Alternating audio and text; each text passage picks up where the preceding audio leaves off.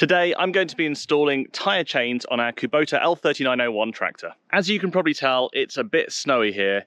We got the tractor out of our shipping container just a couple of days ago, the day after we got back to the RV.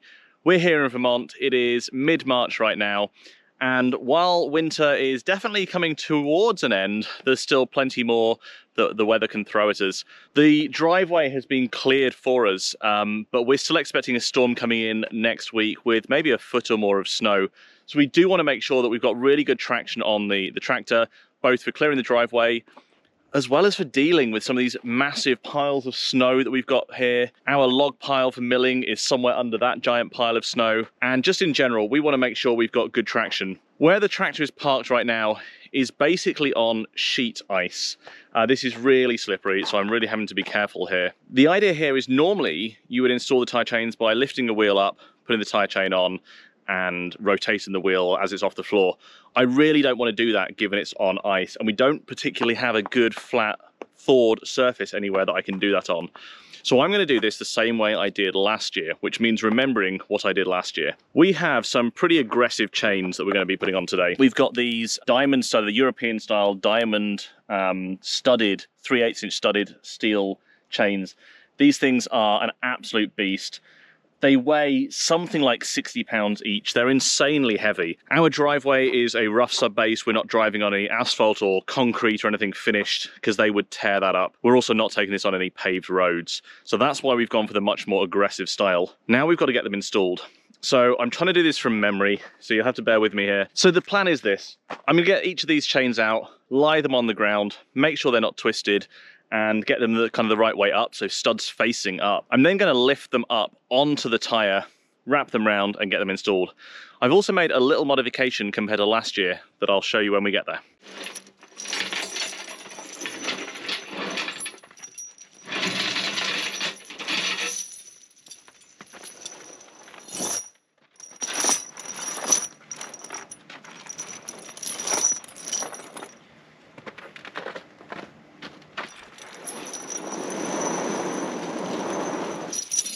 So I've got the chains untwisted. Now I'm going to try and lift them up onto the wheel and just really get them as centered as I can.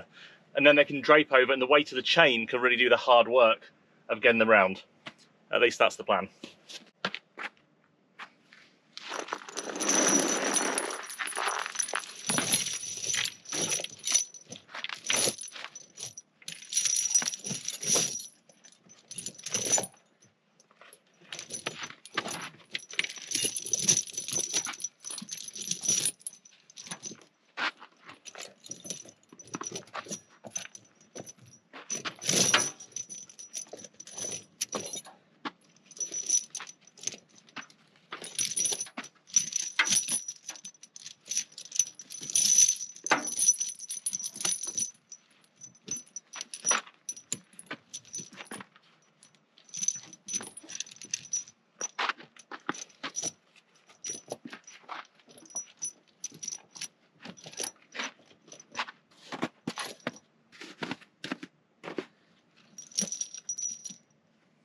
Now that the chains are roughly centered on top of the wheel, I'm going to start the tractor and just pull it forward ever so slightly.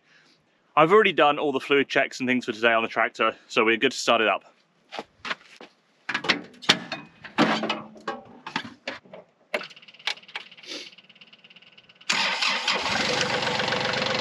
So the goal here is that as I pull the tractor forward, I want to try and tuck those chains underneath so that they stay in place, but then I can get to the chains to join them together round the back. We'll see how this goes.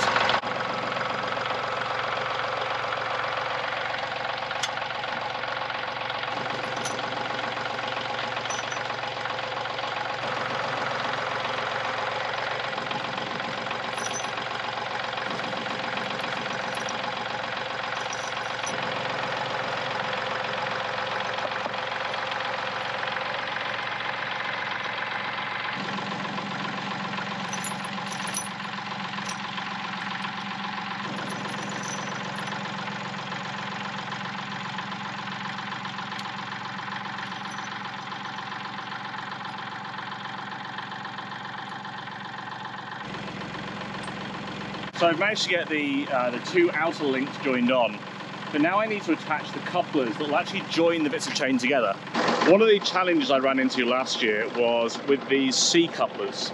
So these things, you kind of hammer that pin through, and I had a real challenge doing that in the first place. Again, I'm doing this in icy conditions. I don't have a nice shop or even a concrete pad to work on. Getting them in was a pain. What was really hard, and actually I never managed to do it, was getting them off. So these same C couplers here, I need to install to connect these pieces here. And what I found when I tried that was I just could not get them off. I could not get that pin back out at the end of the season when I wanted to remove them. So this year, I'm going to try using these instead. It was some advice I received from a couple of people. They said, try using these. So I'm going to give that a go. Just looking at this now, I think I'm going to have to undo those same things I just put on, just to give me enough slack in here to actually join those up, and then I can retension with that. We've also got a tensioner that goes on at the end, so I'm just going to keep muddling my way through.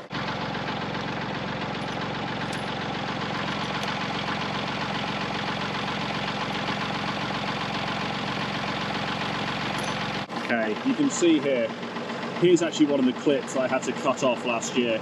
It used to connect across there, and I've got enough slack in that now that that will join up on those two sides when I pull those together. Unfortunately, with that in the way, there's not enough space on this link to get it through. So I'm going to have to go and get the angle grinder and grind that off again. So time to go and do that.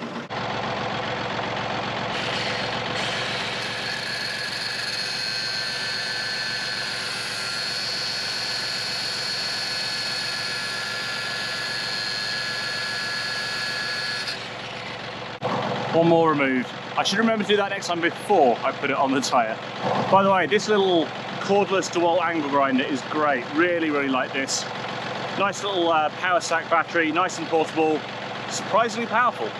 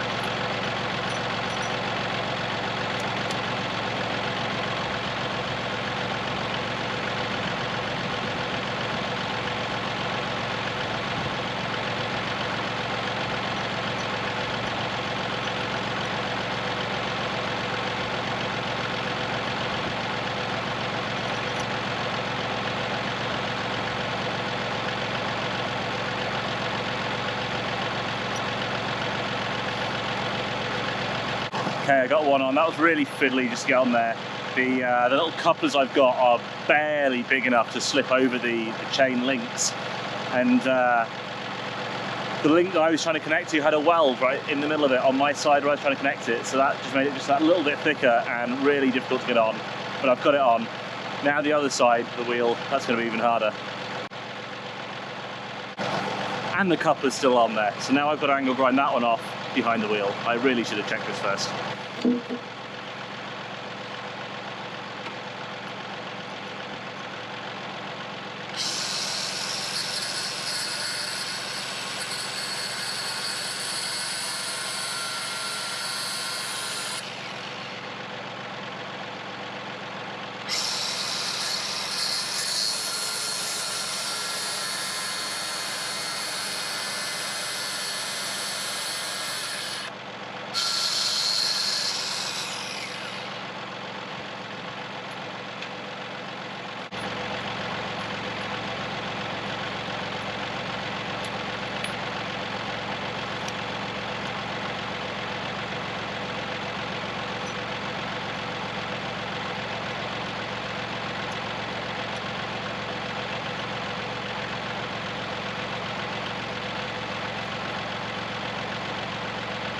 Well, that was a challenge, but I think I've got it working now.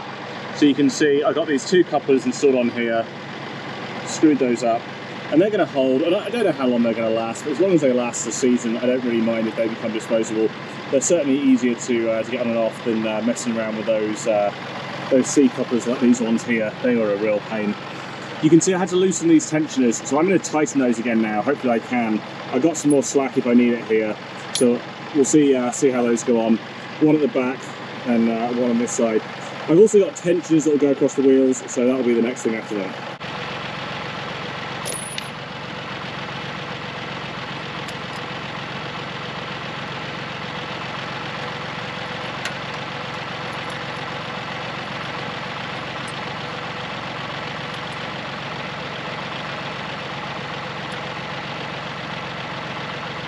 Got them on. Okay, the last thing to add on here is the tensioner. I'm not going to tension it just yet though. So this is the chain tensioner. It's really nothing fancy. Bunch of springs on a chain. They all clip round, link on, and they just pull these tight. What I'll do is once I've got both wheels done, I'll roll the tractor back and forwards a few times and then retighten these afterwards. So for now they're just going to go on just tight as I can get them now really.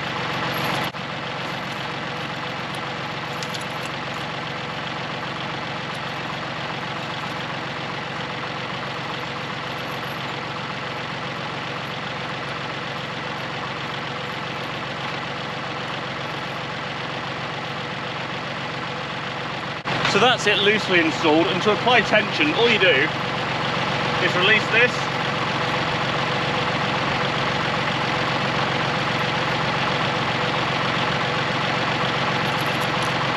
pull the chain through,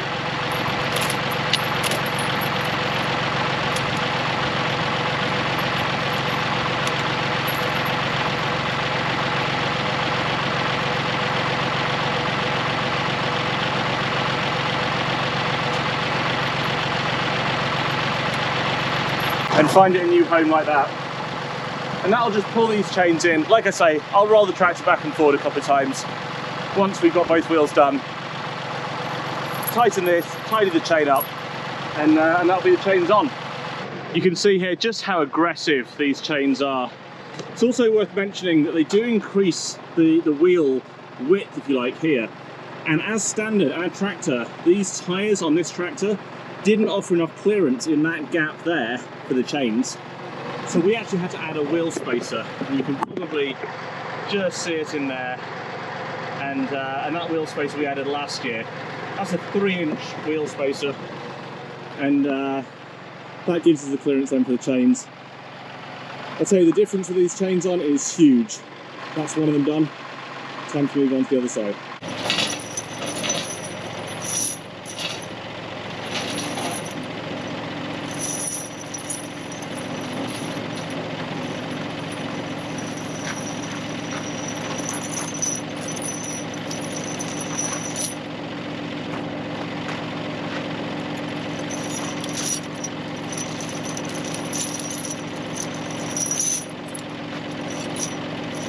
I've learned my lesson this time. I'm going to angle grind off the little clips that are left on while it's on the floor and I can get to it and not wait.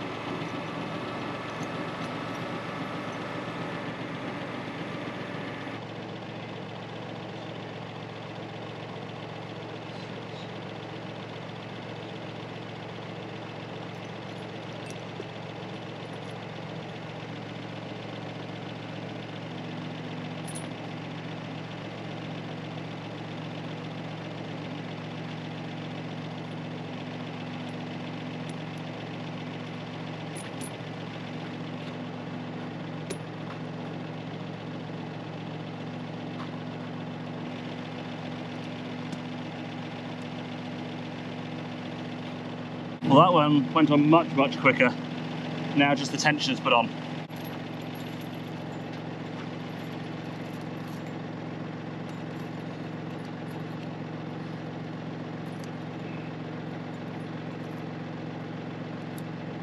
Well, there we go, that's the second wheel all done, and that one went a lot faster. I think from start to finish, that was just about 10 minutes to get that on. Couple of tips for you if you are doing this. One, do it somewhere dry and not snowy and icy if you can. That gives you the option to jack the wheel up and then spin it to get the things on rather than having to drive back and forward. But if, like me, you can't, it is absolutely doable in conditions like this. I would say pick a drier area though, because you are going to be kneeling down, you are going to be reaching around the wheel, you don't want to be in the mud to do that. Second thing I found, if you have used those C-clamps like me, those C-couplers, make sure you remove those before you put the chains on the tyre. That will just make your life a ton harder if you haven't. That's why that second wheel honestly went so much faster. Another good tip, as you lay the chain over the top and then drive forward. What I decided to do and worked really well on the second wheel, I actually did link in those connectors on the outside, the kind of the pull handle ones, before I continued rotating the wheel. And what that did is that pulled the chain up onto the top for me. Didn't need to be tight. I then loosened them afterwards to get the actual the center connectors, my new couplers, on. But just temporarily joining those up did make things a lot easier. I've been able to get them fully tensioned on the two kind of the pull handle ones, and get the tension on this side. I will say those new stainless steel little couplers I got, the little like Carabiner-style things, those actually worked really well. I don't know yet if they're going to hold up to the conditions of being driven on. I hope they do. If not, a bag of them was pretty inexpensive, and I can just cut those off at the end of the season if I need to and just redo at the start of next season. But getting them on was a lot easier than getting those C-couplers on and then trying to hammer those things into place. So overall, I'm happy with that. The last thing for me to do now is to just take the tractor just for a little drive, just 100 feet round, do some turns and things, just to get those chains fully kind of seated, and then just double check everything is still connected and tight. We will be keeping an eye on these as we go through the season, but if it's anything like last year, we have high hopes for these. Obviously, the weather has turned out nice and sunny. You could probably tell in the video how slippery it was there, so we're really hoping this sunshine will melt off some of the ice, because we've got some jobs to do with the tractor. I hope you enjoyed this video of how I put the tyre chains on our Kubota L3901 tractor. They make a huge difference in the snow and particularly in the ice, giving us way more traction on the back end, especially that ballast box and loaded tyres to give us plenty of weight back there. If you did enjoy this video, give it a thumbs up, and if you haven't done so already, subscribe to the channel. We'll see you in the next video.